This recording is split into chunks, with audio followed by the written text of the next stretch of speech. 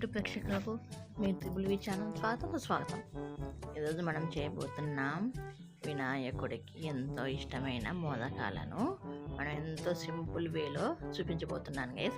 అది కూడా మోదకం మోల్డ్స్ లేకుండా ఇంట్లోనే ఎంతో సింపుల్గా చేసుకునేలా చూపించబోతున్నాను. ఈ వీడియోని ఎక్కడ స్కిప్ చేయకుండా చూడండి గైస్.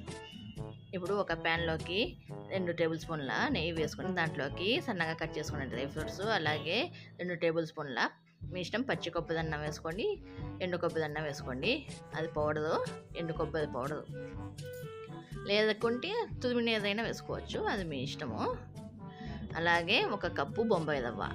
వీటన్నిటినీ వేసుకొని లో ఫ్లేమ్లో మంచి సువాసన వచ్చేంత వరకు, అలా లేదంటే లైట్ గోల్డ్ కలర్లోకి ఇలా వచ్చేంత వరకు వేపుకోవాలి లో ఫ్లేమ్లోనే. నాకు ఇదంతా వేగడానికి 15 నిమిషాల టైం పట్టింది గైస్.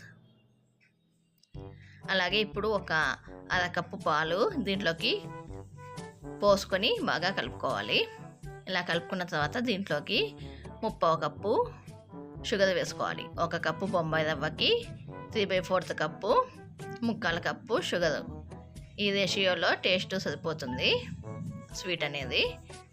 ఇంకా మీకు ఎక్కువ స్వీట్ కావాలంటే కొంచెం పెంచుకోండి, ఇంకొక 2 టేబుల్ స్పూన్లు వేసుకోండి.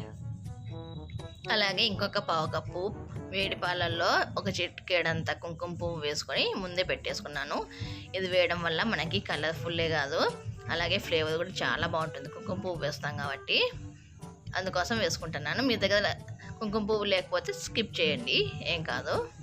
అలాగే ఇదంతా కలుపుకున్న తర్వాత దీంట్లోకి 1/2 టీ స్పూను ఇలాచీ పౌడర్ వేసుకొని బాగా కలుపుకోవాలి. ఇలా కలుపుకున్న దాన్ని కొంచెం వేడి తగ్గి చల్లగా అయ్యేంత వరకు అలానే వదిలిపెట్టేసేయాలి. మధ్య మధ్యలలో కలుపుతూ ఉండాలి. మళ్ళీ అలానే వదిలేస్తే మనకు గట్టిగా అవుతుంది కాబట్టి మధ్య మధ్యలలో కలుపుకోవాలి. ఇలా చల్లగా అయిన దాన్ని ఇలా ఒక పిండి ముద్దలాగా కలుపుకొని, ఒకవేళ మీకు పిండి గట్టిగా అయితే కొన్ని కాచి చల్లార్చిన పాలు పోసుకొని కలుపుకోండి గైస్, సరిపోతుంది. దీన్ని ఇట్లా మనము మోదకాలలాగా చేసుకోవాలి గైస్.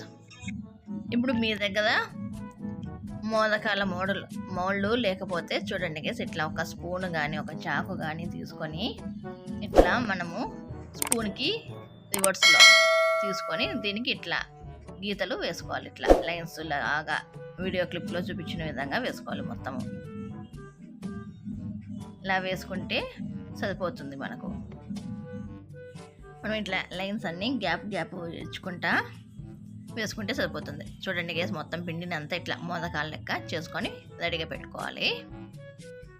చూడండి గేస్, ఇట్లా కనిపిస్తుంది కదా. ఇవన్నీ ఒక ప్లేట్లోకి తీసుకుంటే మనకు మోదకాలు రెడీ. గేస్ నేను ఏదో కోసము కొంచెం సిల్వర్ లీవ్స్ వేసుకుంటున్నాను. మీ దగ్గర ఉంటే వేసుకోండి, లేదంటే లేదు. నేను కొంచెం సిల్వర్ లీవ్స్ అలాగే కుంకుమ పువ్వు కూడా వేసుకుంటున్నాను. అంతే గేస్, ఎంతో సింపుల్ కదా. ఇలా మనకు చాలా తక్కువ టైంలో మనము మోదకాలను చేసి వినాయకునికి నివేదించవచ్చు గేస్.